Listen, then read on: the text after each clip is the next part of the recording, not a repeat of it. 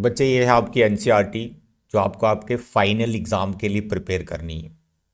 अगर आपकी ये एनसीईआरटी मैथ्स की एनसीईआरटी परफेक्ट नहीं है तो आई सजेस्ट मैथ्स किसी और बुक से मत पढ़ो, चाहे वो आपकी कोई असाइनमेंट्स हों या फिर कोई रेफरेंस बुक हो या फिर एनसीईआरटी एग्जाम्पलर हो। एनसीईआरटी परफेक्ट का मतलब होता है इसका हर एक क्वेश्चन एंड तक आपको सॉल्व करना आना चाहिए और आपका आंसर बिल्कुल मैच होना चाहिए। उसको मैं परफेक्शन बोलता हूँ। लेटर सपोज मैंने आपको कोई भी क्वेश्चन दे दिया कैलकुलेशन वाला, उस क्वेश्चन के 10 स्टेप्स हैं, 9 आपने ठीक किए और आंसर गलत निकाल दिया। आंसर गलत हो गया बच्चे, अगर 5 मार्क्स का है तो 1 नंबर आपका एग्जाम में कट जाएगा। आधा तो श्योर शॉर्ट है कटेगा। तो जब कोई मार्क्स कट गया तो इसका मतलब 80 आउट ऑफ 80 स्कोर करना बहुत मुश्किल हो जाएगा। और जिन बच्चों की एनसीईआरटी एकदम परफेक्ट है, एकदम परफेक्ट, तो उनको मैं सजेस्ट करता हूं कि आप सैम्पल क्वेश्चन पेपर की प्रैक्टिस करो। लेकिन जिन बच्चों की एनसीईआरटी परफेक्ट नहीं है उनको इसी को करते रहना है बार बार। क्योंकि हर बार मैं देखता हूँ, मैं बच्चों को क्वेश्चंस देता हूँ तो वो कैलकुलेशन में उलझ जाते हैं, उनकी कैलकुलेशन में प्रॉब्लम रहती है कहीं ना कहीं। तो जब तक ये प्रॉब्लम है आपको एनसीईआरटी करते रहनी। और लास्ट स्टेज पर समय बहुत कम है, एग्जाम आपके आने वाले हैं, तो आपको परफेक्शन के साथ चलना और लिमिटेड कंटेंट करना है। बहुत ज़्यादा कंटेंट आप आगे पीछे अपने रख लेंगे, ये कर लूँ वो कर लूँ, ऐसा बिल्कुल मत करना, कंफ्यूजन बढ़ जाएगी। आप पहले एनसीईआरटी परफेक्ट करो, अगर परफेक्ट है तो सैम्पल क्वेश्चन पेपर करो, दैट्स ऑल। पेपर आपका इसी में से बनता है, 90 to 95% standard maths and 100% basic maths NCERT से पेपर बनता है, ठीक है। तो यहाँ पर जो मैं आपको मैथ्स का कंप्लीट सिलेबस करवा रहा हूँ, इसमें बच्चे मैंने जो है सरफेस एरिया वॉल्यूम ये चैप्टर एकदम कंप्लीट करवा दिया है। और जितना करा रहा हूँ बच्चे उतना ही पढ़ना है। उसके बाद areas related to circle, and then हमने स्टार्ट किया था AP. This all on demand, जो जो बच्चे बोल रहे हैं मैं वो चैप्टर करवाता जा रहा हूँ, तो आप भी मुझे कमेंट करें नेक्स्ट कौन सा चैप्टर करना है। तो अभी हमारा यहाँ पे ट्रिग्नोमेट्री चैप्टर चल रहा है, राइट।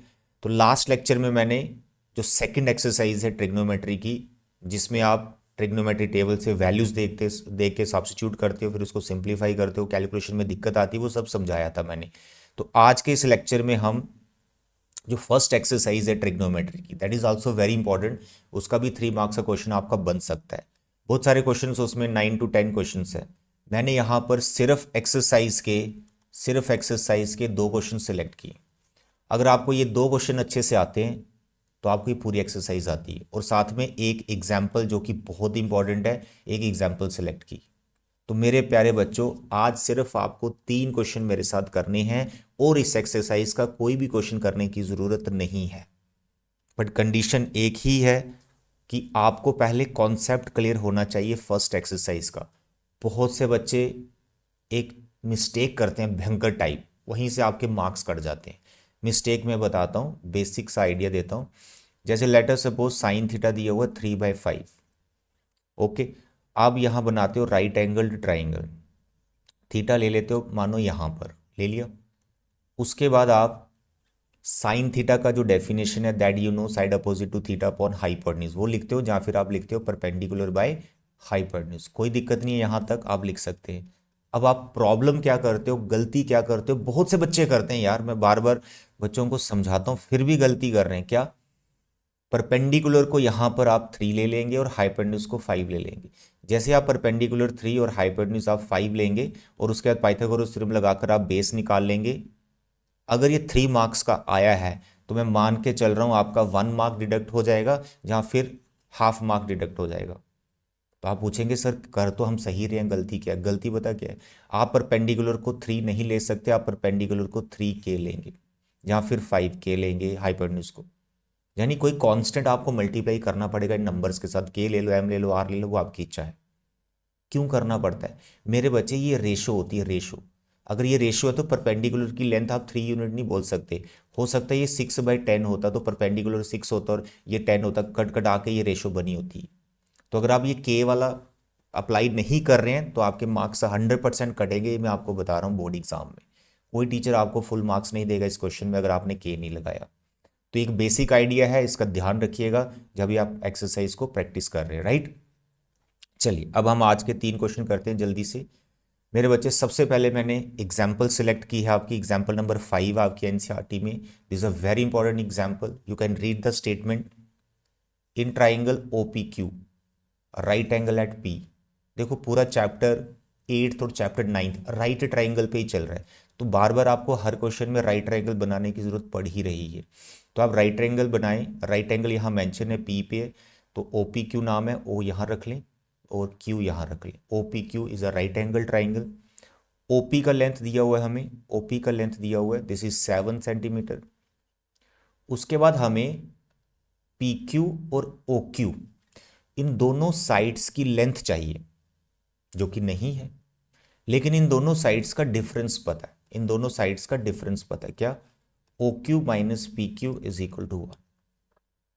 तो इस क्वेश्चन में आपको क्या करना होता है मेरे प्यारे बच्चे, ये जो हमें डिफरेंस या फिर सम कुछ भी दे सकते हैं, जो जो डिफरेंस दे रखा है इन दोनों में से किसी एक साइड को आप इवेल्युएट कर लो, उसकी वैल्यू निकालो। जैसे ओ क्यू को मैं लिख लेता हूँ 1 + पी क्यू को मैंने उधर ट्रांसफर कर दिया, इसको नंबर 1 दे दिया।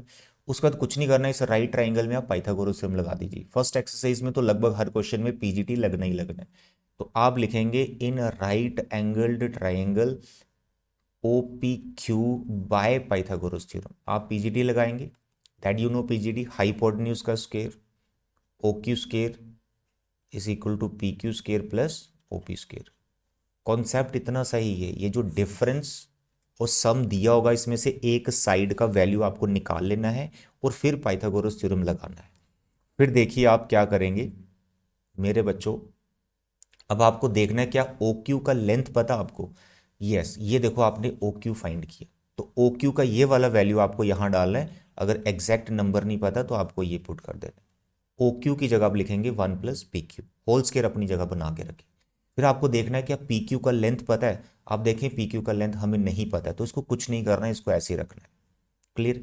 फिर आपको देखना है ओपी का लेंथ पता है, तो आप क्वेश्चन पढ़ेंगे तो ओपी का लेंथ पता है, दिस इज 7।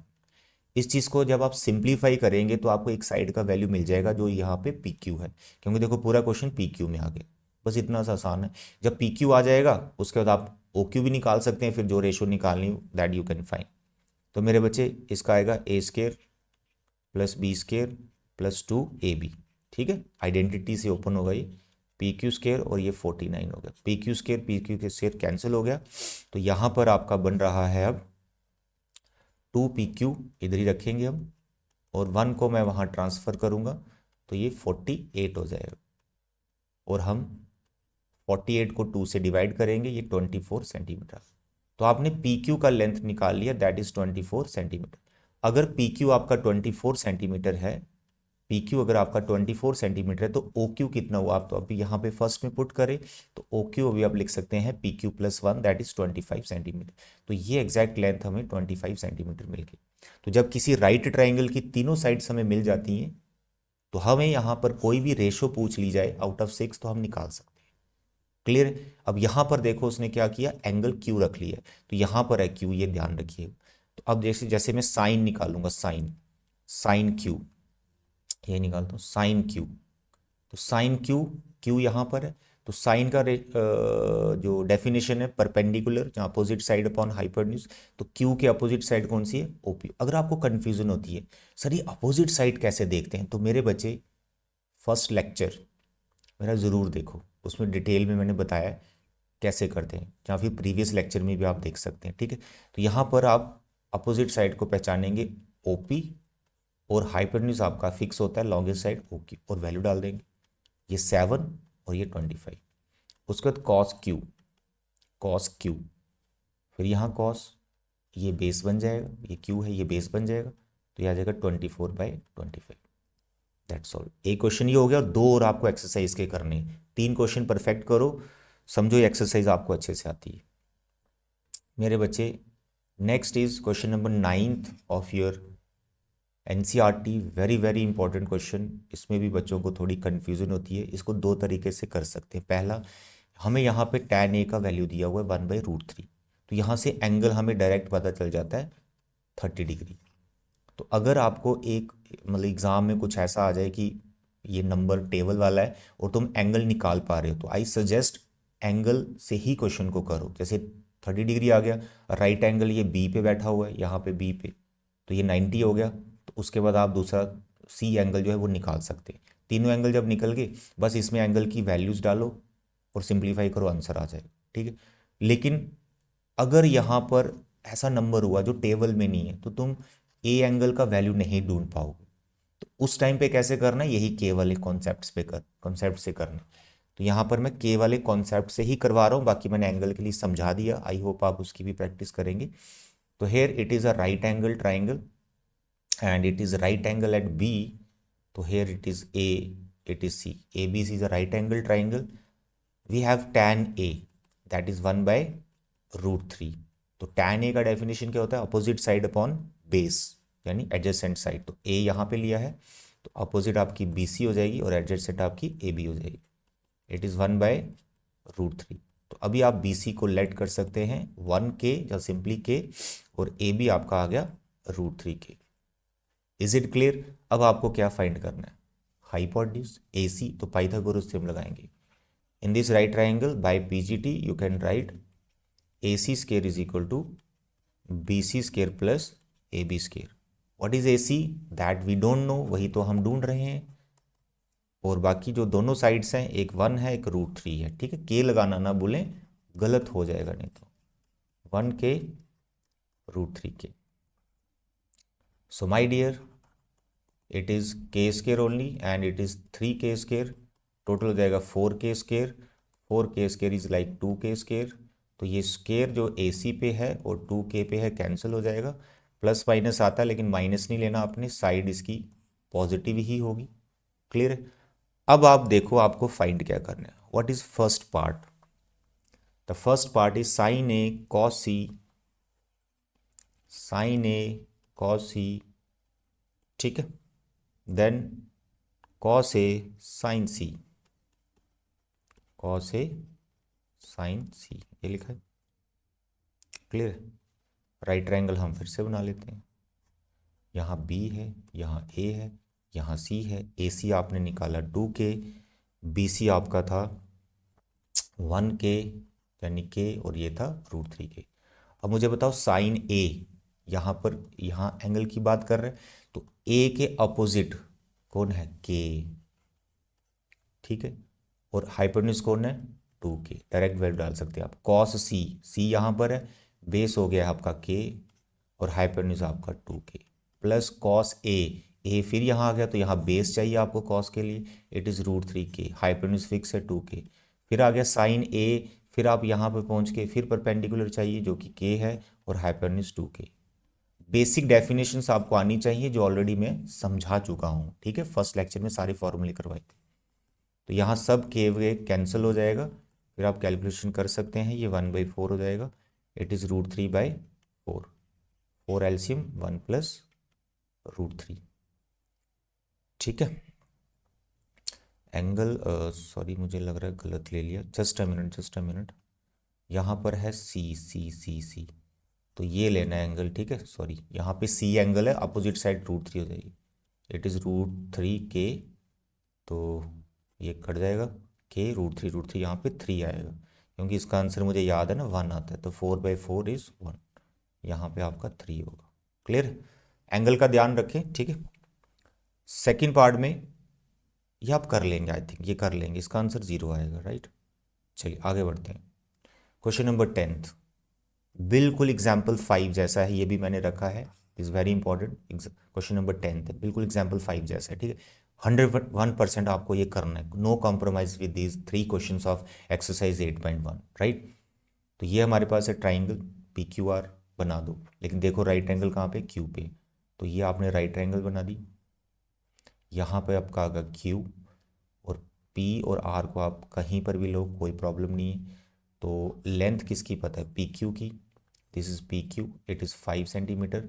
तो जो बाकी 2 साइड्स हैं इनका लेंथ हमें इंडिविजुअल नहीं पता है, जहाँ तो इनका डिफरेंस दे दिया जाता है, जहाँ सम दे दिया जाता है। तो हमें यहाँ पर सम दिया हुआ है इस बार, तो आपको शुरुआत कहाँ से करनी है, आपको ये सम लिखना है, PR इज इक्वल टू 25। इसमें से किसी एक साइड का वैल्यू निकाल लेना है, तो जो पहले है उसी का निकाल लिया करो। PR का वैल्यू निकाल लिया, इसको रखा नंबर 1, फिर लगानी Pythagoras theorem. It is RQP right triangle by PGT. तो क्या कहती है पीजीटी? पीजीटी कहती है पी आर का square is equal to Q R square plus Q P square. अब बताइए पी आर कितना है? पी आर सर ये निकाल रखा है आपने, तो इसका वैल्यू डालना है 25 माइनस क्यू आर का होल स्क्वायर। उसका क्यू आर कितना है? क्यू आर सर ये तो पता ही नहीं, तो इसलिए इसको ऐसे ही रखना है। फिर आपको देखना है क्यू पी कितना है? क्यू पी सर ये 5 है, तो इसको 5 सिंप्लीफाई करना है। इसका होल स्क्वायर ऊपर करें, ए स्क्वायर 625 आ जाएगा, बी स्क्वायर क्यू आर का स्क्वायर, फिर 2ab माइनस का -2ab, तो ये 50 क्यू आर हो जाएगा। यहाँ भी क्यू आर स्क्वायर है, 5 का स्क्वायर 25 हो जाएगा। क्यू आर स्क्वायर कैंसिल, ये 50 क्यू आर उधर ले जाओ माइनस का, तो ये प्लस का हो जाएगा। 50 क्यू आर यहाँ पे आ गया प्लस का, ठीक है। और ये 625 और ये 25 है, 25 को इधर ले जाओ, 625 और 25 इधर आ गया, ये हो गया 600, 50 इसके नीचे, क्यू आर 0 0 कैंसिल, 5 12, तो Q R is equal to 12 centimetre. जैसे आपको क्यू आर मिला फिर आप पी आर निकाल सकते हैं। पी आर कितना था आप देखें, यहाँ पे पी आर निकाला है 25 माइनस क्यू आर, तो पी आर आएगा 25 minus Q R, that is 25 minus 12, 13 centimetre. अब आपकी जो राइट ट्राइंगल थी इसकी आपकी सभी साइड्स मिल गई हैं। आपको पी आर मिल गई है 13 सेंटीमीटर, आपको क्यू आर मिल गई है 12 सेंटीमीटर और आपको पी क्यू मिल गई है 5 सेंटीमीटर, ठीक है। पहले पी मैंने यहाँ रखा था, चलो यहीं रख लेता। पी आर ये 5 है और ये 12, आगे तीनों साइड्स इसका जो रेशो पूछी है। लेट अस सपोज आपको tan p पूछा है, बताओ tan p क्या होता है? अपोजिट टू p, यहाँ p रखा है, तो ये आ गया, ठीक है। 12 एंड एडजेसेंट दैट इज़ 5। इसके बाद आप डेफिनेशन आपको याद होनी चाहिए जो मैंने फर्स्ट लेक्चर में बताई, तो आप कोई भी रेशो निकाल सकते हैं। मेन है कि प्रॉब्लम आती है सर क्वेश्चन करेंगे ऐसे, ऐसे करना है भाई, ऐसे करना है क्वेश्चन। तो दोनों एक्सरसाइज आपकी कंप्लीट हो गई हैं। आई सजेस्ट दोनों एक्सरसाइज के जो क्वेश्चंस मैंने कराए उनको परफेक्ट करो।